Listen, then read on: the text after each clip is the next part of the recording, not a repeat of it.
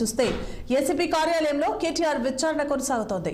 రైతు భరోసాపై ప్రత్యక్ష ఆందోళన చేపట్టాలని, ఒక్కరోజు రైతు దీక్ష చేపట్టాలనే యోచనలో బీఆర్ఎస్ పార్టీ ఉన్నట్లుగా తెలుస్తోంది.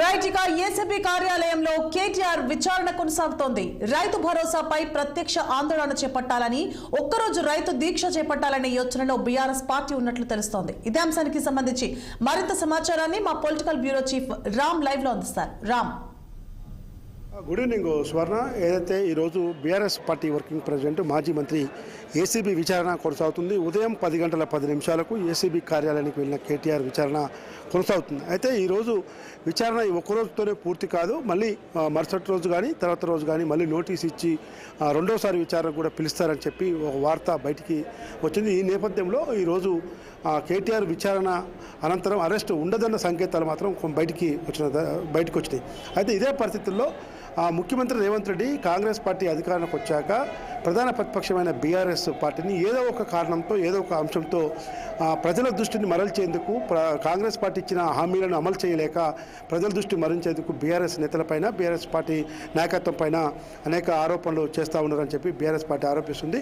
ముఖ్యంగా గత 10 సంవత్సరాల పాటు కూడా రాష్ట్రాన్ని పాలించిన బీఆర్ఎస్ పార్టీ రైతు సంక్షేమం కోసం లక్షల కోట్లు వెచ్చించి రైతు భరోసా కానీ, రైతు బీమా కానీ, రైతు రుణమాఫీ కానీ, పంట నష్టం కానీ ఇలాంటి అంశాలపైన పెద్ద ఎత్తున భారీ బడ్జెట్ కేటాయించి బీఆర్ఎస్ ప్రభుత్వం అంటేనే రైతు ప్రభుత్వం, రైతు సంక్షేమ ప్రభుత్వం అని చెప్పి చేసింది. కానీ ఈరోజు కాంగ్రెస్ పార్టీ ఎన్నికల హామీలు అన్ని అబద్ధాలు చెప్పి అధికారంలోకి వచ్చిందని చెప్పి బీఆర్ఎస్ పార్టీ ఆరోపిస్తుంది. అయితే ఈ నేపథ్యంలోనే ముఖ్యమంత్రి రేవంత్ రెడ్డి ఏదైతే బీఆర్ఎస్ పార్టీ పైన, బీఆర్ఎస్ పార్టీ నేతలపైన, ముఖ్య నేతలపైన చేస్తున్న ఆరోపణలు మనం పట్టించుకోవద్దు, ప్రజల దృష్టి మళ్లించేందుకే ఇలాంటి విషయాలు తెరపైకి తెస్తున్నారు ముఖ్యమంత్రి రెడ్డి. కాబట్టి ముఖ్యమంత్రి రేవంత్ రెడ్డి గారి కాంగ్రెస్ ప్రభుత్వ ఉచ్చులో మనం పడొద్దు, మీరు ప్రజా సమస్యలపైన, ముఖ్యంగా రైతుల సమస్యలపైన దృష్టి పెట్టాలని చెప్పి మాజీ ముఖ్యమంత్రి బీఆర్ఎస్ పార్టీ అధినేత కేసీఆర్ గత 2-3 రోజులుగా ముఖ్య నేతలతో పాటు ప్రస్తుతం ఉన్న ఎమ్మెల్యే, ఎమ్మెల్సీలకు, మాజీ మంత్రులందరికీ కూడా ఆయన దిశానిర్దేశం చేసినట్టు తెలుస్తూ ఉంది.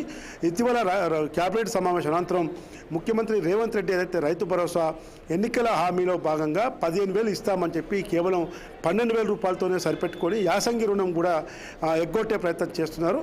కాబట్టి ఎట్టి పరిస్థితుల్లో కూడా గత డ్యూ ఉన్న రైతు భరోసాతో పాటు 15,000 రూపాయలు ఇవ్వాల్సిందేనన్న డిమాండ్తో మీరందరూ ముందుకెళ్ళండి. ప్రస్తుతం కేటీఆర్ ఎదుర్కొంటున్న ఈ ఫార్ములా కార్ రేసు, ఏసీబీ విచారణ కానీ, ఇతర కేసు కానీ, దాని అవసరమైతే న్యాయ పోరాటంగా మనం ఇప్పటికీ అప్రోచ్ అయ్యాము. ఇటు హైకోర్టులో కానీ, ఇటు ఇంకా దేశంలోని ఉన్నతమైన సుప్రీంకోర్టులో కానీ దాన్ని న్యాయపరంగా ఎదుర్కొందాము. దాని మీద మనం పెద్ద ఎత్తున హంగామా రచ్చ చేయాల్సిన అవసరం లేదు.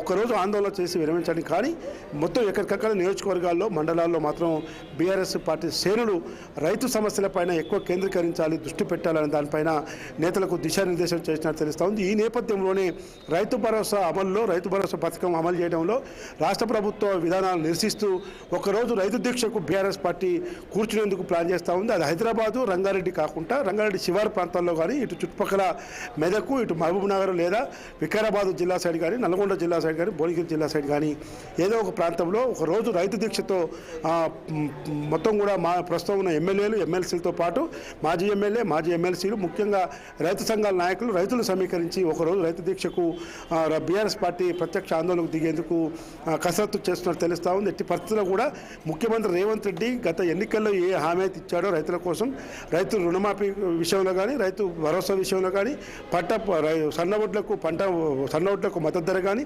రైతు పంట నష్టం కానీ, ఇతర అన్ని విషయాల్లో కూడా ఖచ్చితంగా ప్రభుత్వాన్ని నిలదీయాలి. ఆ దిశగా మీరు ప్రజా సమస్యలపైన దృష్టి పెట్టండి. 100 రోజుల్లో 6 గ్యారెంటీల అమలు విషయాల్లో ప్రజలను దృష్టి మళ్లిస్తున్నాడు.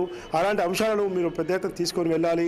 కేవలం ఫార్ములా ఈ కార్ రేస్ అని చెప్పి, విద్యుత్ కొనుగోలు ఒప్పందంలో అవినీతి అని చెప్పి, కాళేశ్వరం కమిషన్లో అవినీతి అని చెప్పి, అక్రమాలని చెప్పి, ఇలాంటి అంశాలు తెరపైకి తెచ్చి ఏదో ఒక అంశాన్ని డైవర్ట్ చేసుకుంటూ ప్రజల దృష్టి మళ్లిస్తున్నారు రేవంత్ రెడ్డి ప్రభుత్వం. కాబట్టి కాంగ్రెస్ ప్రభుత్వం ఎన్నికల్లో ఏ హామీలు ఇచ్చి గెలిచిందో ఆ హామీలను మనం అందరం కూడా ప్రజల మద్దతుతో ఎండగట్టాలి. ముఖ్యంగా రైతుల సంక్షేమం కోసం ఇచ్చిన హామీల విషయంలో ఎక్కడ కూడా వెనుకంజ వేయొద్దు. కాబట్టి మన వ్యక్తిగత విమర్శల కన్నా ప్రజా సమస్యను తీసుకొని ప్రజా సమస్యల పరిష్కారం కోసం ధ్యేయమే మనం ముందుకు పోయే విధంగా దృష్టి పెట్టాలి. ఆ విధంగా క్షేత్రస్థాయిలో ఉండాలని చెప్పి, రైతు సంక్షేమం కోసం, రైతు భరోసా కోసం మాత్రం పెద్ద ఎత్తున ఆందోళన చేయాలని చెప్పి కేసీఆర్ దిశానిర్దేశం చేసినట్టు తెలుస్తుంది. అందులో భాగంగానే రైతు భరోసాపై సంక్రాంతి సంక్రాంతి పండుగ లోప ఒకరోజు రైతు దీక్ష పేరుతో ఒక నిరసన దీక్ష చేయాలని చెప్పి మాత్రం బీఆర్ఎస్ యోచిస్తున్నట్టు తెలుస్తుంది. సువర్ణ, రామ్, అయితే కేటీఆర్ ఏసీబీ విచారణకి సంబంధించిన అప్డేట్స్ ఏంటి? ఒకవేళ అరెస్ట్ కానీ అయితే కేటీఆర్ బీఆర్ఎస్ పార్టీ నెక్స్ట్ కార్యాచరణ ఏముండబోతోంది? అంటే ఇప్పుడున్న పరిస్థితుల్లో మాత్రం కేటీఆర్ విచారణ కొనసాగుతూ ఉంది.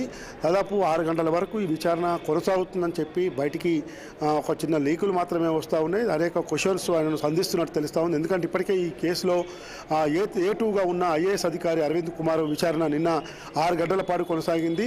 అదేవిధంగా హెచ్ఎండిఏ మాజీ chief engineer BLN Reddy ED విచారించింది.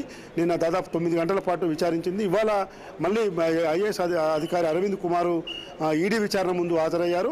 కాబట్టి ఇప్పటికే అధికారులు, మాజీ అధికారి విచారణకు హాజరయ్యారు. కాబట్టి వాళ్ళు ఇచ్చిన స్టేట్మెంట్స్ ఏమున్నాయి, ఆ స్టేట్మెంట్స్కి అనుకూలంగా ఈరోజు కేటీఆర్ను ఏం ప్రశ్నలు సంధిస్తున్నారనేది మాత్రం అది కొంత సమయం పట్టే అవకాశం ఉంది. ఇప్పటి వరకున్న సమాచారం ప్రకారం మళ్ళీ రేపు లేదా మరొకసారి నోటీస్ ఇచ్చి మళ్ళీ విచారణకు పిలుస్తారు. ఒకవేళ అది అలా కుదరకుంటే ప్రభుత్వం నుంచి కానీ వాళ్ళకున్న పరిస్థితుల నుంచి ఎలాంటి ఇండికేషన్స్ వస్తాయి, ఏ విధమైన సమాచారం వస్తుంది, పరిస్థితుల్లో బీఆర్ఎస్ పార్టీ ఒకవేళ అరెస్ట్ చేస్తే ఏ విధమైన ఆందోళనకు సిద్ధమయ్యే అవకాశం ఉందనే దాని మీద ఇంటెలిజెన్స్ వర్గాల ద్వారా ఎప్పటికప్పుడు సమాచారం కూడా ప్రభుత్వం తెప్పించుకుంటానికి కనబడతా ఉంది. ఒకవేళ విచారణ సమయం 6 దాటితే కానీ మనకు వాస్తవ పరిస్థితులు అర్థమవుతాయి. ఒకవేళ అరెస్టు చేయాలని చూస్తే మాత్రం ఎంతవరకు సమయం తీసుకుంటారు, ఏ సమయం వరకు ఈ విచారణ కొనసాగుతుంది దానిపైన కొంత బీఆర్ఎస్ పార్టీ శ్రేణుల్లో కూడా ఉత్కంఠ నెలకొన్నది. Suvarna, right, thank you for the updates Ram.